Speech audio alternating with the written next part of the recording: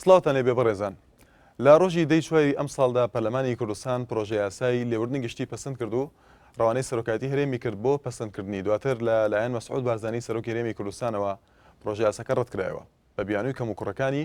پەسەندکردنی ئەم پرۆژە یاسایە ناڕەزایی زۆرێک لە لای زیندانیان و ڕێکخراوەکانی کۆمەڵگەی بەدەنی و لایەنە سیاسەکانی لێکەوتەوە و لەو دانیشتنی پەرلەماندا فراکسیۆنی کۆمەڵی ئیسلامی دانیشتەکەی بەجێهێشت. ئایا پرۆژە یاسای لێبوردنی گشتی تا چەند پێویستە بۆ زیندانیان لەگەڵ ئەوەی لێرە و لەوێ باس لە خراپی ڕۆژیان دەکرێت؟ بەتایبەتی بڕیارە لە چەند ڕۆژی داهاتوودا دانیشتنی پەرلەمان بۆ گفتوگۆکردن لەسەر پرۆژە یاساکە دەست پێ بکاتەوە. بەڕێزان بۆ قسەکردن لەسەر پرۆژە یاسای لێبوردنی گشتی هەروەها ڕەوشی زیندانیانی هەرێمی کوردستان میوانداری سالار محمود سەرۆکی لیژنەی مافی مرۆڤمان کردووە لە پەرلەمانی کوردستان. بەخێر بێ کاک سالار، پێویستی ئەم پرۆژە یاسایە چی بوو لە ئێستادا؟ سپاسانەکەم. بێگومان پرۆژە یاسای لێبوردنی گشتی لە ساڵی 2002 لە پەرلەمانی کوردستانە لەلایەن لیژنە پەیوەندیدارەکانەوە چەندین کۆبوونەوە کۆنفرانس و گفتوگۆی هەمەلایەنان کردووە بۆ دەوڵەمەندکردنی پرۆژەکە، بۆ دەرکردنی ئەم یاسایە پرس بە دەسەڵاتەکانی ترکراوە وەکو دەسەڵاتی قەزایی، ئەنجومەنی دادوەری، بەشێک لە ئیدیای عام حکوومەتی هەرێمی کوردستان و زۆرینەی لیژنەکانی پەرلەمان و پەرلەمانتاران. بێگومان هیچ مانعێکی قانونی نییە. بەپێی قانونی عقوباتی عێراقی پەرلەمان دەتوانێت لێبوردنی گشتی دەربکات. بێگومان بۆ هەموو یاسایەک ئامانجێکە. ئامانج لەم یاسایە قوڵکردنەوەی گیانی لێبوردەیەوە جارێکی تر فرسەتی پێدانی ژیانە بۆ کەسانی کە تووشی سزایەک بوون و هەروەها تا ئەو کاتێک کە ریفۆرمێکی گشتی لە مەنزومەی قانونی لە عێراق و کوردستاندا دەکرێت، کارکردن بەم یاسایە و بەم پرەنسیپە یەکێک لە پێویستیەکانە بە ڕەشاوکردنی کۆمەڵی پرەنسیپی تر کە لە چاکسازیەکان و لە بارودۆخی زیندانیەکاندا بەدی ئەکرێت. لەو ڕوانگەیەوە ئەم پرۆژەیە لای زیاتر لە 35 پەرلەمانتارەوە بوو بە بیرۆکە و پێشکەشی پەرلەمان کرا و لە پەرلەماندا دەرفەتێکە بوو بۆ گفتوگۆکردن بەو خۆناغانە تێپەڕی کە ئێستاکە ئێمە گفتوگۆی لەسەرەکەین. بەڵێ کاک سەرارێکێک لە بورگاکان کەمکردنەوەی سزاکان بوو بە لە سەداسی تا چەند ئەوە بڵێن لە خواستی ئەوەیە بوو کە بەم شێوەی بێت بەتابەتی کە ئەمە یەکێک بوو لەو بەرگانەی کە زۆرترین ڕخنەی لەگیرە. بڵێ ئەسلی پرۆژەکە کە بۆ کەمکردنەوەی سزاکان بوو بە ڕێژە هاتبوو لە 150 خۆی بینیەوە، بەڵام دوجار لە گفتوگۆی ناو پەرلەمانی کوردستاندا زۆرینەی دەنگ بەوە ئیکتیفای کرد کە لە 30% سزاکان بڕیاری لەبارەوە بدا. ئەمە لە بنەمادا ئەتوانم جۆرێک لە ئشکالی دروست کرد لەگەڵ مەبدەئی گشتی عفوی عام، چونکە ئێمە پێمان وایە بە پێی عورفکە لە ڕابردوودا دەرچووە عفوی عام بە شێوەیەکی گشتی بۆ ئەوانە دەرچوون کە بە پێی ئەو ئەحکامانەی لە یاساکەدا دەیگرێتەوە و ئەوانەشی بەتایبەتی ئاشتەواییان هەیە، نەک بە شێوازێک کە پشت بەسێ بە تەخفیزی عقوبە. لەو ڕوانگەیەوە ئێمە دەبینین یەکێک لەو هۆکارانەشی کە بووە مای ئەوەی کە لە ڕێگەی سەرۆکایەتی هەرێمەوە ئەو یاسایە بگەڕێنرێتەوە بریتی بوو لەو خاڵی کە دەرفەتێکی زۆری نەدا بە سزادراوان کە سوود لەو یاسایە وەربگرن. کەواتە کاک سەلار، ئەم پرۆژە یاسایە لێبوردنی گشتیە یان تەنها بەناو لێبوردنی گشتیەوە ناوەکەی هەڵەیە گەر وابێ؟ لێبوردنی گشتیە، بەڵام لە ناوەڕۆکدا لێبوردنێکی مەشروتە مەرجدارە و هەروەها کەمکردنەوەی سزاکانە بە ڕێژەیی. پێم وایە ئەمە بەشێکە لە بەرچاوگرتنی کۆمەڵێک تایبەتمەندێتی، چونکە بیرمان نەچێ هێشتا کە کۆمەڵێک تەوەجوه و تێڕوانین هەیە کە بوونی یاسای لێبوردنی گشتی بە پێویست نازانێ. هەر بۆیە لە پەرلەمانی کوردستانیشدا تەنها توانرا بەو میکانیزمە یاساکە دەربکرێ. کۆمەڵی ئیستیسناعاتی زۆر تێدا داخل کرا و هەروەها ڕێژەکە لە 150 ئەسلی پرۆژەکە کەم کرایەوە بۆ لە 100 ئەمە ژوای کرد لە ئەوساتی گشتیدا لە ڕاستیدا جۆرێک لە ناڕزایی لێ بکەوێتەوە و دوجار سەرۆکایەتی هەرێمیش بیگێڕێتەوە. ئێمە پێمان وابوو کە ئەو یاسایان ئەبوو بە شێوازێکی بەرفراوانتر دەربکرایە، یان ئەزعف الئیمان هەر هیچ نەبێ ڕێژەیەک لە خەڵک کە لە ئەساسدا لە پرسیای دوم ئەو بوو جەنابەت پێشتر باس لەو کرد بوو کە پرۆژە یاساکە بەم شێوەیە کە ئاوان نێدرا بۆ لای سەرۆکی هەرێم لە ئاست خواستی ئێوەیان نەبوو. بەڵێ بە دڵنیاییەوە ئێمە تمحمان ئەوە بوو خەڵکێکی زیاتر بگرێتەوە و بە ڕەچاوکردنی سەروەری یاسا و هەیبەتی دادگاکان و هەروەها پاراستنی باری دەرونی و کۆمەڵایەتی خەڵکانی سزا لێکراویش وان تا لایەنی ترکە تاوانی دەرحەق کراوە، بەڵام لەبەر ئەو تایبەتمەندیەتیانەی کە چاکسازیەکان لە خۆی دەگرێت و هەروەها بوونی مستەلزەماتی ئیسلاح ئەگەر لە خۆشەوە بۆ لەلایەن سزادراوەکان و هەروەها بوونی ئاشتەوایی و کۆمەڵێ هۆکاری تر کە پەیوەندی بە پرەنسیپەکانی مافی مرۆڤ و پەیوەندی بە پێدانی دەرفەتی ژیانەوە هەیە و هەروەها ئەو ڕۆژگارە سەختانەی کە زیندانیان لە چاکسازیەکاندا دەیگوزرێنن بەهۆی نەبوونی ڕێوشوێنەوە بەهۆی نەبوونی مستەلزەماتی ڕاهێنان و تەهیلەوە چونکە ئەگەر مەبدەئی سزا بۆ ئیسلاح و تەهیل بێ ئێمە پێمان وایە لە هەرێمی کوردستاندا بەهۆی نەبوونی کۆمەڵی حاجاتی گرنگەوە بۆ بەپێی پرەنسیپەکانی نێودەوڵەتی مامەڵەکردن لەگەڵ زیندانیان لە ڕێوشوێنەکانی کە ئەو مرۆڤە ئاراستایەکە بەرەو ئیسلاح پێمان وایە ئەو میکانیزم و کەرەستانەیە لە بەردەستانین هەرچەندە کارمەندەکانی ئیسلاحی وەزارەتی کاروباری کۆمەڵایەتی لە هەوڵدان بۆ ئەو بابەتە بەڵام پێمان وایە هێشتا کە ئەو پێویستی و ئەو مستەلزەماتانە دەستەبەر نەکراون لەو ڕوانگەیەوە ئێمە دەرکردنی یاساکە بەو چوارچێوەیەش باشتر بەلامانەوە باشتر بوو لەوەی کە ئەسڵن یاساکە ڕەفز بکرێتەوە یا دەرنەکرێت بەڵام باشتر بوو کەواتە دەرفەتی ئێوە بۆ نەبوو بە شێوەی بێکە لە زۆرینەی بڵێن زیندانیان سوودی لێ وەرگن کەواتە ئێوە بۆ نەتانتوانی پرۆژه یاساکە بە شێوەیەک دەربکرێت کە لە ئاسی خواسی خۆشتانە بێکە لە پەرلەماندا دانیشتنتان لەسەر بە تێڕوانی من یەکێک لە تەخیربوونی هۆکارەکانی تاخیربوونی پرۆژه یاساکە لە ماوەی ئەو 2 ساڵە بریتی بوو لەوەی کە ئیرادەیەکی گشتی نەبوو ینی بۆ وجدان دەڵێم سەرۆکایەتی پەرلەمانی کوردستان و بە تایبەتی خودی بەڕێز ئەرسەلان بایز هاوکارێکی جدی بوو بۆ ئەوەی بتوانین بە عملی ئیش لەسەر دەرکردنی ئەم یاسایە بکەین لە وەرزی نوێدا ئەویش بە کۆکردنەوەی لایەنەکانی تر دەسەڵاتەکانی تر لەسەر مێزێک بۆ کۆکردنەوەی ڕێی عام لە ناو پەرلەمان لە دەرەوەی پەرلەمان لەسەر پرۆژه یاساکە و بیریش نەشێ دەسەڵاتی دادوەری ئیدعای عام حکوومەت لە وەزارەتی عەدل و ناوخۆ و کاروباری کۆمەڵایەتی بەشێکی زۆر لە لیژانی پەرلەمانی ئەندامەکانیش بە تاکوتەرا تێڕوانینیان وەرگراوە لە ڕاپۆرتی هاوبەشدا کۆکرایەوە دوجار ئەمە خراە بەردەست پەرلەمانتارانیش لە ناو قاعدا گفتوگۆی لەسەرکرا تێڕوانینی 3 ئەندام پەرلەمانیش لە بۆ مادەیەک ئەبێ بخرێتە دەنگدانەوە لەو ڕێو شوێنەداوە لەو پرۆسەیەدا دوجار بە زۆرینەی دەنگ هەموو ئەو بەرگەمادانە یەکلا کرایەوە ئێمە تموحی زیاترمان هەبوو و بەشێکی تریش لە پەرلەمانتارەکان لە لیژانەکانی تر تموحی زیاتریان هەبوو کە لە نیتاقێکی زیاترە ئەم مەکسبە بەدی بێ و پەرلەمانی کوردستان خۆی بتوانێت ئەو خاڵانەی کە پێویست بوو پیادە بێ پەرلەمان خۆی و دەسەڵاتی پەرلەمان خۆی پیادە بکە بەڵام دوجار ئەگەر سەرۆکاتی پەرلەمانیش بە پێسەڵاحەتی خۆی یاساکەی واژۆ نەکرد و گەڕاندیەوە ئێمە پێشوازیمان لێ کردووە خاڵێکی ئیجابی گرنگە بۆ ئەوەی جارێکی بتوانین پیاچوونەوەی بۆ بکەین بە شێوازێک کە هەم عەدالەتی تا پەیڕەو بکرێ هەم بتوانین فرسەتێکی زیاتر بدەین بۆ بەرفراوانکردنی مادەکان بۆ ئەوەی زۆرترین سزا دراو بەر بکەوێ و مەبدەئی لێبوردنی گشتی ڕنگدانەوەی ڕاستەوە خۆی هەبێت لە ناو پرۆژه یاساکەدا سەبارەت بە بەرگەیەک کاکسەر ئەوەی کە باس کرا بوو مەبدەئی تەنازولکردن بۆ ئەو زیندانی لایەن ئەو کەسانی کە بڵین تاوانەکەیان بەرامبەر ئەنجام درراوە ئێوە چۆن ڕەشاوی ئەمەتان کردکە ئەو کەسێک کە تەنازولی بۆ نەکرێت ئەم پرۆژه یاسایە نایگرێتەوە لەسەر ئەو مەبدەئی کە ئەڵێ الصلح سيد الأحكام وأما مبدئك لا دادگا كانوا لكم الجاي إمجرا كاري لسر كراوة وبيوندي بإستاوى نية لراسي دا وبيرش ما نجى الحدث يكا تاوان تعدان رؤدا لا يعني تاوان كارو تاوان لكراو هيا بو أم بروسيا حقي خاص وحقي عام هيا إما أتوانين لا أوي بيوندي ب پرەنسیپە گشتیەکانەوە هەیە زۆرتر کاری لەسەر بکەین ئەوەی پەیوەندی بە حەقی خاصەوە هەیە ئێمە ناتوانین تەدەخلی لەگەڵ بکەین بۆیە پرەنسیپی صلح یان ئاشتەوایی لە نێوان هەردوو تەرەفدا لە بەردەم دادگا و ئەو لیژنە پەیوەندیداری کە بەپێی یاساکە پێکێنرێ کراوەتە مەرجێکی سەرەکی دوجار تۆ ئەو سزادراوە بەبێ ئەوەی حەقی خاصی بەسەرەوە ما بێ لەم یاسایەدا تەبری ئەەکەی تو بچێتە دەرەوە یان عەفو ئەەکەی بچێتە دەرەوە دوجار ئەمە نابێتە مایەی ئاشتەوایی لە ناو کۆمەلگادا بەڵکو هەم خەلق دروستەکە هەم لەوانەیە جارێکی تر کارەساتی تر دووبارە بێتەوە ئینتیقام و جارێکی تر ڕوودانی کارەسات لە زمانی تر و بەلێتی تر بێتەکایەوە بۆیە ئەم مەرجە بە مەرجێکی سەرەکی لە بەرچاو گیراوە بە شێوەیەکی گشتی بۆیە پێم وایە ئێمە دەتوانین بەم جۆرە تەعامل لەگەڵ ئەم یاسایەدا بکەین و لە ڕێگەی ئەم مەبدەئەوە بتوانین بە شێوەیەکی گشتی تا ئەوەی ئیمکانە عەدالەت بچەسپێنین. ئایا ئەو بنەمای تەنازولی خود مەبدەئی تەنازول دەمێنێ وەکو خۆی ئەگەر بێت و دووبارە پرۆژه یاساکە گفتوگۆی لەسەر بکرێ؟ بێگومان ئەمە هێشتا کە جەدەلی لەسەر چونکە لیژنەکانیش کۆبوونەوەی خۆیان کردووە لەسەر دوایین راپۆرت بۆ بەردەست پەرلەمان ئامادە بکرێەوە ناو قاعی پەرلەمانیشدا دوجار ئەوە مەحەکە بۆ یەکلاکردنەوەی جەدەلێکی دوولایەنە هەیە بەڵام بە شێوەیەکی گشتی مەسلەی ئاشتەوایی بە نەزەری ئەتیبار وەرەگرێت چونکە کەس و کاری سزادراوە وە کۆمەڵگاش ئەبێ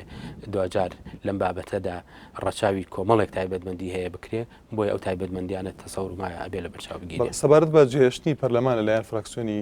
کۆمەڵی ئیسلامیەوە تێبینی ئەمان چی بوو لەسەر پرۆژه یاساکە و ڕەخنەکانیان چی بوو لە پرۆژه یاسا؟ ڕاستە ئەوان تێبینیان لەسەر مادەیەکە بوو کە پەیوەندی بە مادەی تیرۆرە هەیە و لە مادەی تیرۆریشدا پەیوەند ینی تەخلیسیان کردەوە بۆ سەر دوو بڕگە کە ئەویش پەیوەندی بە تەقینەوە و قەتلەوە نەبێ و هەندێک ئالێتی تر کە پەیوەندی بە شێوازی مامەڵەکردنی دادگاوە هەیە لەگەڵ کەیسێک بۆ نمونە ئەچێتە چوارچێوەی تیرۆرەوەیان نا لەو ڕوانگەیەوە من بە شخصی خۆم لەگەڵ ئەو تێڕوانی نەبووم بەڵام بێگومان ئەوەش ئیشکالی تێدایە و پێویستەکە بە جۆرێکی تر ئێمە خوێندنەوەمان بۆی هەبێ ئەوە لە ناو پەرلەمانی کوردستاندا پێم وایە جارێکی تر جەدەل دروست دەکاتەوە بەڵام بریا قاعەکەیان بەجێ نهێشتە. بەڵێ کاک سەلەر یەکەم پرسیارە باس لە هەوڵەکان کرد بۆ ئەوی ئەم پرۆژە یاسایە پەسەند بکرێت لە پەرلەمانی کوردستانە بەڵام ڕەتکردنەوەی لەلایەن سەرۆکاتی هەرێمەوە ئەمە ئاماژێک نییە بۆ ئەوەی کە پرۆژە یاساکە کەم و کوڕی زۆرە و دەتوانین بڵێن ئەمە دەستکەوتێک نییە بۆ پەرلەمانی کوردستان کەواتە بۆ ئێوە هەوڵتانەدا کە دەستکەوتێک بۆ ئێوە نەک بۆ سەرۆکاتی هەرێمی کوردستان کە ڕەت کردوتەوە. دوجار هەر پەرلەمانی کوردستانە بڕیاری یەکلاکەرەوە لەو بابەتەدا و پەرلەمانی کوردستان جێگەی تەشریع و بڕیار لە یاساکەدا بەڵام هەر ئەوەندە ئیمکان بوو ئێمە وتمان لە نێوان ڕەفزکردنی یاساکە و قبولکردنی یاساکە قبولکردنی یاساکەمان بۆ جۆرە پێپەسەندتر بوو و کە چووە بەردە سەرۆکایەتی هەرێمی ڕەخنە هەبوون لە پەسەندکردنی پرۆژە یاساکە بە دڵنیاییەوە وەڕەخنەکان ڕوبەڕووی پەرلەمانی کوردستان دەکرانەوە بە دڵنیاییەوە چونکە پەرلەمانی کوردستان خاوەنی پرۆژەکەیەوە پەرلەمانتاران خاوەنی پرۆژەکان وەوە جەدەلێکی دوور و درێژی ئەوێ لە ڕاستیە بەڵام دوجار کە هاتنەوەشی بۆ پەرلەمانی کوردستان ئومێ دەکەین ئەو تێڕوانینانە گۆڕابن بۆ ئەوەی مەساحەیەکی زیاتر لە خەڵک بتوانێت سوودمەند بێ بە تایبەتی ئەوانەی شایستەی لێبوردنن بگەڕێنەوە ناو کۆمەلگا. پێت وایە ڕەتکردنەوەی پرۆژە یاساکە لەلایەن سەرۆکی هەرێمەوە ئێوە ڕزگار دەکات لە ڕەخنەکان بە تایبەتی لەگەڵ ئەو سێ خاڵە دیارە خاڵی سیان باس لە جیاوازی زمانەوەی دەکات بەڵام خاڵی یەکەم بەرگەی یەکەم لەگەڵ داواکاری دوو هەم بڵێن ئەگە داواکاری بێ تا چەند ئێوە ڕزگار دەکات و تا چەند ئێوە پرۆژە یاساکە دەستکاری دەکەن بە پێی داواکاریەکانی سەرۆکی هەرێم. بە دڵنیاییەوە داواکاریەکانی سەرۆکایەتی هەرێم بە شێوەیەکی گشتی بە نەزەری ئەتیبار وەرئەگیرێ و مەساحەیەکی زیاتر دەدرێت بۆ ئەو کەسانی سزادراون و شایستەی لێبوردنن لێبوردنەکە بیانگرێتەوە و لە جاری دووەمدا کە یاساکە گفتوگۆی لە سەرکرێ و پەسەند دەکرێت تەسەور وایە ئەو کاتە گۆڕانکاریەکی ئیجابی و بەرفراوانتر بەخۆیەوە بینێ. زۆر باشە سەبارەت بە گۆڕانکارەکان کاک سەلەر دیارە داواکاری یەکەمی سەرۆکی هەرێمی کوردستان فراوانکردنی مۆدای یاساکەیە بە شێوەیە کە ڕێژێکی زیاتر لە بەندکرا و گیرا بگرێتەوە هەرچەندە دانیشتین لەسەر ئەم پرۆژە سەر ئێستادا نەکراوە گفتوگوی لەسەر نەکراوە بۆی دووبارە پەسەند بکرێتەوە بەڵام ئایا ئەو گۆڕانکاریە چی دەبێت لە ڕاستیدا لە ئاستی داخوازی زیندانیان بە شێوەیەکی گشتی مەبدەئی جەلسەی پەرلەمانی معلەنەوە جەلسەی لیجان داخراوە من ناتوانم لێرە هیچ تەسریحێک لەو بارەوە بدەمیان ڕوونکردنەوەیکی بەرچاودن تا ئەو کاتێکە لە پەرلەمانی کوردستانە بەڵام ئەتوانم بڵێم بە شێوەیە گشتی ئەوەی پەیوەندی بە ڕێژەکەەوە هەیە ڕێژێک نسبەتی کەمکردنەوەی حکومەکان ئێمە هەوڵ دەدەین بە شێوەیەکی زۆر بەرفراوانتر ئەو نسبەتە زیاد بکرێ یان ئەوە تا بگاتە ئاستی 100% یان هەر هیچ نەبێ بتوانین لە 160 ئەو بەڵێ زیاد بکرێ بۆیە ئەمانە جێگەی جەدەلن و چونکە تا ئێستاکە کە گەڕاوەتەوە پێویستی بە ئیجماعێکەیە لە پەرلەمانی کوردستان و بە دەنگی زۆرینە ئەم مەسەلانە تێپەڕ دەبێت بەڵام گەڕاندنەوەی پرۆژەکەەوە بەو تەوسیاتانی کە نێردراوە پاڵپشتێکی زۆر بەهێزە بۆەوەی بتوانین ئەو تموحانەی کە ئەو ئەندامانەی کە ئەستان یاساکەیان ئیمزا کردو واژۆ کردووە بە تایبەتیش لیژنەی مافی مرۆڤ کە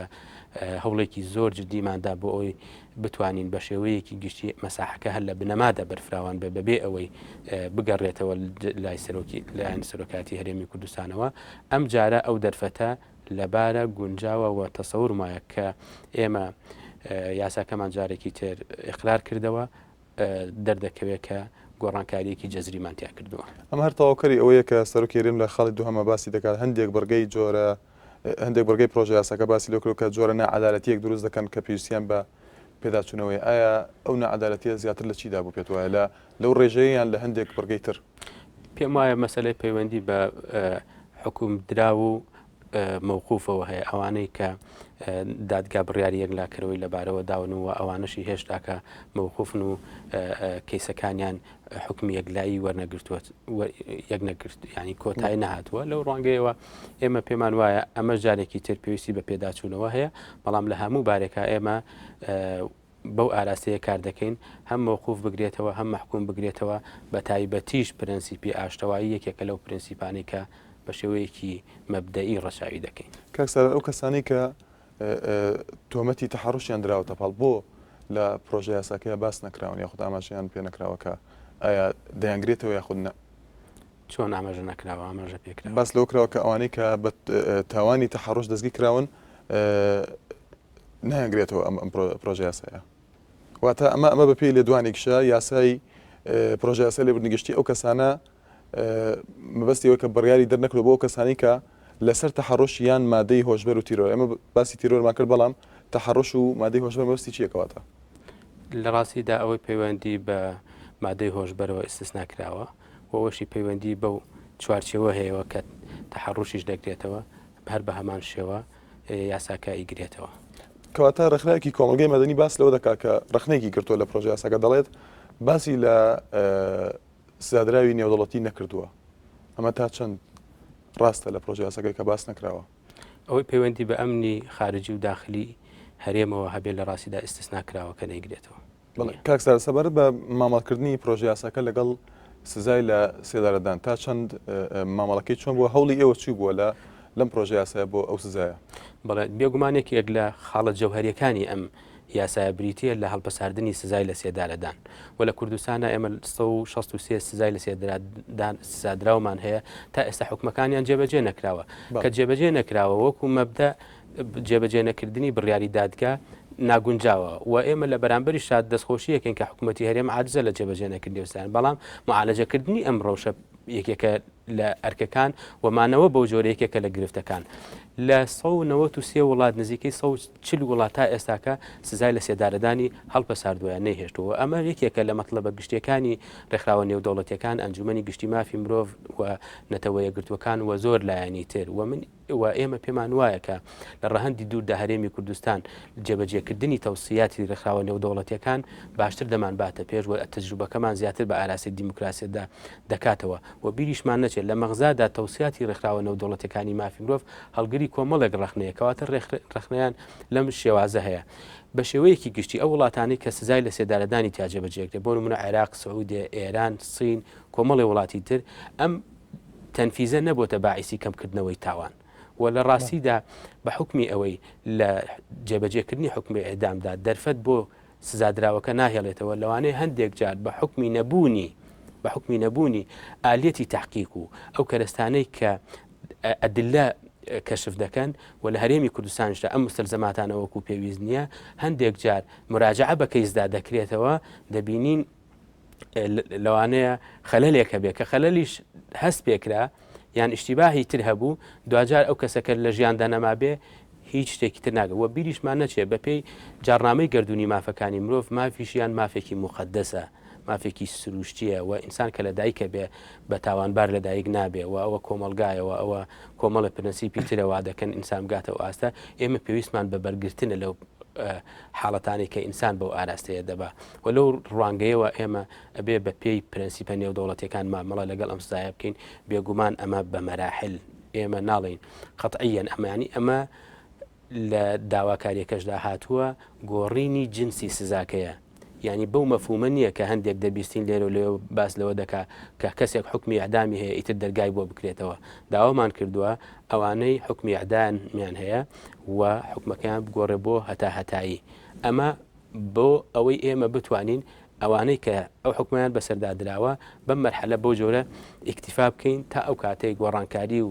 پێشکەوتنی تر دێتە پێشەوە مەسەلە لە مەنزومەی سزایی لە کوردستاندا مەسلەی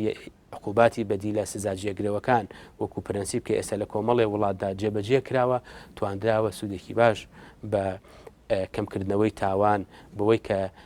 شێوازەکانی ڕاهێنان و ئیسلاح لەو کەسە سزادراوەدا بەدی بکرێەوە ئەو کەسە بتوانێت لەو شوێنانەشی کە لە کۆمەلگادا ئەبرێ مەساحەیەکە بێ بۆ کارکردن بۆ خۆبژێوی بۆ ڕاهێنان هەموو ئەمانە پەیوەندی بە کۆمەڵێک ئالێتەوە هەیە کە ئێستا لە وڵاتانی پێشکەوتوودا مەمارەسە ئەکرێ بەسەر تاوانەکان من ئەمەوێ نمونەیەک بهێنمەوە بڕواتان هەبێ یەکێک لەو ناوەندانی کە جارێکی تر بۆ کۆمەلگات تەڕوف و تونڕەوی دروست دەکات زیندانەکان و چاکسازیەکانن چونکە ئێستا لە هەرێمی کوردستاندا هەموو ئەو مادانەی کە باسمان کرد جیاجیەکان لە قاعەیەکان لە هۆڵێکا کۆ ئەکرێنەوە کەواتە ئەو مەترسی کە پەیوەندی بەڕاهێنانەوە هەیە بۆ تاوان و فێربوونی تاوان بۆ خەڵکانی تریش هەرێکە بە پێی مادەیەکی جیاواز مهەیەترە کەواتە ئەمە زەمینەی دروستکردنی خەڵکی تاوانکار دروستەکان نەک ئیسلاح بۆیە ئێستا بە شێوەیەکی گشتی بۆ نمونە لە وڵاتێکی وەکو ئەڵمانیا قسە لەسەر ئەوەیە نازیە نوێەکان نازیونە جد و دروست بووە بە پێی دیراسی کۆمەڵێک خەڵکی توێژەر لە کۆمەلگادا بۆیان دەرکەوتووە لە ناوەندەکانی زیندان لەوێ ئەم نەزعەیە جارێکی تر دروست بووەتەوە خەریکە دەرهاوێشتەکەی بۆ ناو کۆمەلگا ڕنگدانەوەی دەبێ بۆ ئێمە ئەبێ ئەم مەسلەی کە پەیوەندی بە چاکسازیەکانەوە هەیە بە مەسلەیەکی زۆر گرنگ و هەسیار وەربگیرێ و ئەم یاسایە بە لە بەرچاوگرتنی ئەو تایبەتمەندیانە کە ئەوانەی داکۆکی لێ دەکەن پشتی پێدەبەستن. کاکسەر سەبارەت بە ڕەوشی زیندانیان و ڕەوشی مافی مرۆڤ بەگشتی لە هەرێمی کوردستان ئێوەکو لەژنەی مافی مرۆڤ لە پەرلەمانی کوردستان توانیتانە چی بکەن بە دوواداچوونتان چۆن بووە بەرامبەر بە دوواداچوونەکانی ئەوە چیتان کردو بۆ ئەم بوارە کە زۆر جار ڕخنەی ئەوە دەگیرێت کە ڕەوشی مافی مرۆڤ و ڕەوشی زیندانیان لە هەرێمی کوردستاندا لە ئاستێکی خراپدا ئەمە دوا پرسیارمانە کاکسەر مەسەلەی ڕەوشی مافی مرۆڤ پەیوەندی بە معریفەوە هەیە پەیوەندی بە وشیاری مافی مرۆڤەوە پەیوەندی بە زانینی ئەرک و مافۆ هەیە لەلایەن تاک و دامدەستگاکان و دامەزراوەکان ئەو شیارە لە هەرێمی کوردستان من تەسەوڕمایە لە ئاستی پێویستدا نییە وە کۆمەلگای ئێمە پێویستی بە ئاشنابوونە بۆ پرەنسیپە گشتیانە بە شێوەیەکی دامەزراوی واتە دەسەڵاتەکان حکوومەت پەرلەمان سەرۆکایەتی هەرێم دەستگاکان من تەسەوڕم وایە تا ئاستێکی باش نەتواندراوە ئەم مەبدەانە بەدی بێوە لە تموحی ئێمەدا نییە ڕەوشی مافی مرۆڤ بەڵام ئەمە ناکاتە ئەوەی ئێمە دەستەوەستان بەستین چونکە ئەمە پەیوەندی بە خەباتێکی هەمەلایەنە هەیە ئێمە لێرە و لەوێ هەندێک جار ڕوبەڕووی ڕخنەش دەبینەوە بەڵام لە بەرامبەر دەست بەکاربوون و درێژە پێدان بەم پرەنسیپانەی کە گیراوەتە بەر باشترێت تۆ لەوەی کۆڵ بدەیت کە ئەم ڕەوشە بە حقارێکی خراپتر بەرە ئێمە هەمیشە داکوکی ئەەکەین راپۆرتی ڕێکخراوەکانی نێودەوڵەتی لایەندام و دەستگاکانی حکوومەت و پەرلەمان و ناوەندەکانەوە بە نەزەری ئەتیبار وەربگیرێ و ئێمە بتوانین بە شێوەیەکی گشتی کار لەسەر سەقافەی دەستگرتن بە مافەکان و سندنی مافەکانەوە بکەین بۆیە ئەم بابەتێکە پەیوەندی بە جەدەلێکی فکری سیاسیشەوە وەکو بینا و وەکو پرۆژەی خزمەتگوزاری نییە ئەمە لایانی معریفێ هەم پەیوەندی بەکاتەوە هەم پەیوەندی بۆ هەیە حکوومەت و دەستگاکان بوجە و ئیمکانێتی مادی و معنەوی تەرخان بکەن بۆی ئەو وشیارە بە شێوەیەکی گشتی بێسەدی. زۆر سپاس بۆ سالار مەحموود سەرۆکی لیژنەی مافی مرۆڤ لە پەرلەمانی کوردستان. سپاس بۆ هەربژین ڕەزان سپاس بۆ تەماشاکردنی ئێوە شەرشاد و بەختەوەر.